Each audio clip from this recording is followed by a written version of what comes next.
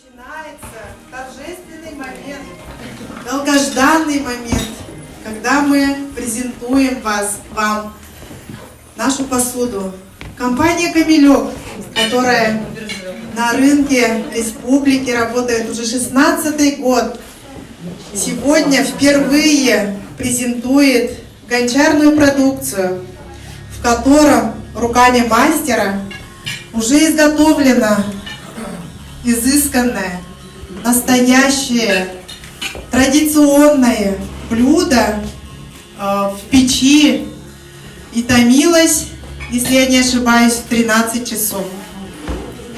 Поэтому вы сейчас становитесь свидетелями того, как наша местная глина, как традиционная утварь в руках шефа превращает такое мясо, да, жесткое, как наша мюхе. Мюхе — это нога, наша лошадь, да, которая является священным и дарится победителям национальных каких-то спортивных игр на нашем национальном празднике СССР. И мы наш идейный вдохновитель Александр Васильевич Григорьев, наши специалисты компании «Камелек» с воодушевлением сегодня для вас, вместе с нашим партнером уже, с которым работаем долгие годы, Николаем Атласовым, будем презентовать блюдо, которое вам придется по душе. Мы очень рады, что здесь очень много журналистов, очень много гостей из разных регионов мира даже, да, и давайте волнуясь, уже начнем наше волшебное действо. Так. В марте этого года, в марте 2021 года, мы уже решили, претворить в жизнь то, о чем мечтали долгих 16 лет. И пригласив, экспертов, учителей, в частности из Пензы, Сызрани, которые гончарным искусством занимаются долгие годы, и привлекая и местных мастеров, которые трудятся в этой сфере, мы обучили 50 человек из разных улусов, наша компания «Камелек», из разных улусов учителей, просто любителей, просто людей, которые занимаются глиной как хобби. Повысив квалификацию свою, наши ремесленники, мастера, закупив муфельные печи, закупив все, что необходимо для того, чтобы делать такую посуду, открыли на местах свои мастерские. Для нас это очень тоже приятная новость, очень большая, хорошая практика. И на сегодняшний день компания «Камелек» производит не только фарфоровую посуду, а производим мы его частично здесь, потому как фарфорового завода у нас нет. Фарфор самый чистейший, у нас самый лучший в этом деле, это, конечно, Китайская Народная Республика. Мы у них закупали за это время чистейшее сырье фарфора и оформляли на наш традиционный манер. А с этого года, с марта, мы уже, скажу так, поднадоели, да, у нас уже 4 гончара-керамиста, которые над этим упорно хорошо работают. Ну и, конечно, все лучшее у нас, конечно, впереди. И сегодня волнительный момент, когда мы будем представлять то, что сварено, приготовлено в этой посуде. Придется ли вам она по душе? Как мясо сварено? Как оно притомлено, да? И мы рады, что наш дорогой Николай пошел к нам навстречу и даже предложил свою идею этой посуды. И, конечно, наш Александр Васильев с Алтаны. Вы видите, что посуда изготовлена как яйцо, да, яйцевидная форма. И также крышка, она похожа на самое первое место принятие пищи человека. Это мамина грудь. И та философия, когда все исходит из яйца, олицетворено и в нашей посуде. Может быть, Александр Васильевич, пару слов тоже скажете, как вам появилась такая идея, что посуда должна быть именно такой? И, заходя вперед, скажу, что технически пар не стекает, пар, поднимаясь наверх, конденсат еды стекает по стенкам, не порча пищу. Вот в этом весь секрет, который раскрыл нам Николай Атласов.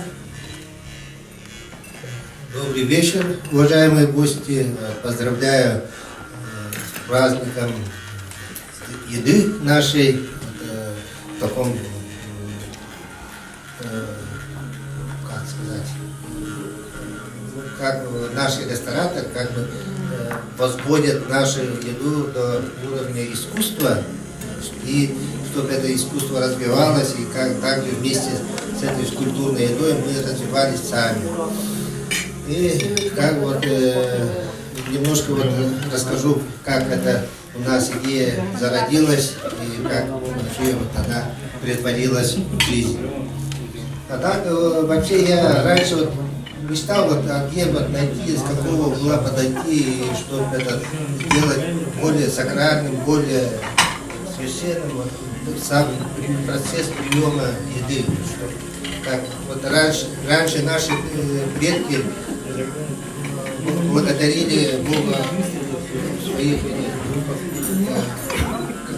за то, что дают они пищу, они кормили огонь. Вот, перед тем, как есть, они сперва кормили огонь, только потом сами принимали пищу.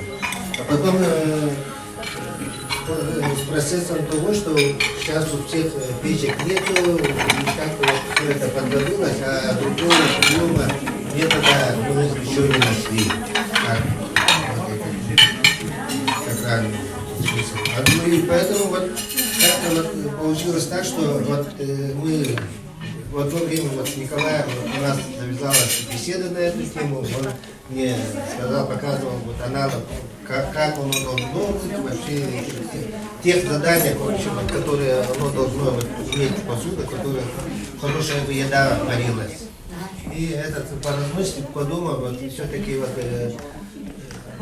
всегда, вот, когда вот, что-то делается, ну, ищите вот точку, где начало, да, вот, ну, начало, как яйцо, вот, и сам принцип того, что вот самая идеальная форма в природе, и вот это яйцо, и потом в самой в ходе процесса, как с Иваном Чаевым получилось так, что ну, туда еще плюсовалась мамина грудь, которая нас кормила. И получается, вот у нас 3 родителя у нас, это, по сути, как бы, вот, который дал те задания повар, который где, ну, так хорошо готовилась песня, вот, Николай Атласов, потом, как я идеолог, потом учился, и как мы с Ольгой, без производственника, мы эту идею претворили в жизнь. И как бы вот 3 энергии воссоединились, как у нас вот, чисто по-якутски, да, песку, да, вот, и 3 едино в таком. На команде мы создали такую посуду, и вот мы сейчас волнительный такой момент наступает, когда вот впервые мы как бы сейчас демонстрируем народу нашу вот как бы результат нашего труда, скажем, где мозгового, где такого, где ручного, где вообще вот такого труда. Сейчас мы попробуем.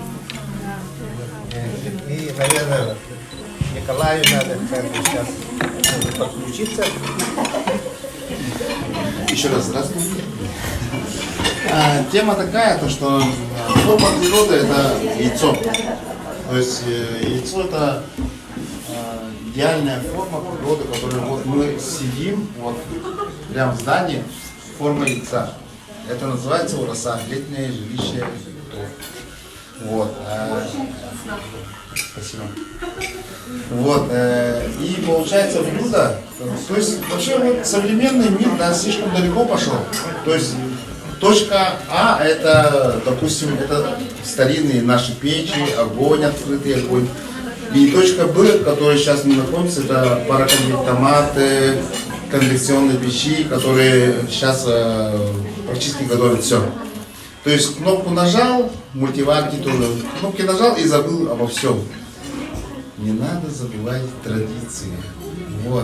Вот эта посуда, да, по сути, является натуральным таким, глина.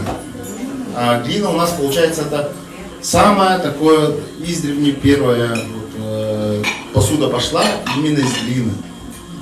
Вот так что мы используем эту посуду. Допустим, если мы дома будем готовить, мы его положили в духовую печь, и там получилось чудо. Вот. И именно вот это блюдо готовится до поры.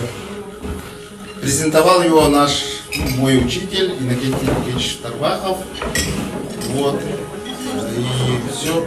Думаю, что у него очень много впереди. То есть у нас есть своя посуда, которая не стоит дома. Пылится. Да, пылится. А она рабочая, именно рабочая. На нем можно готовить, на нем можно все что угодно делать. Вот. Так что у нас в Якутии появилась новая посуда. Ура! Ура, товарищи!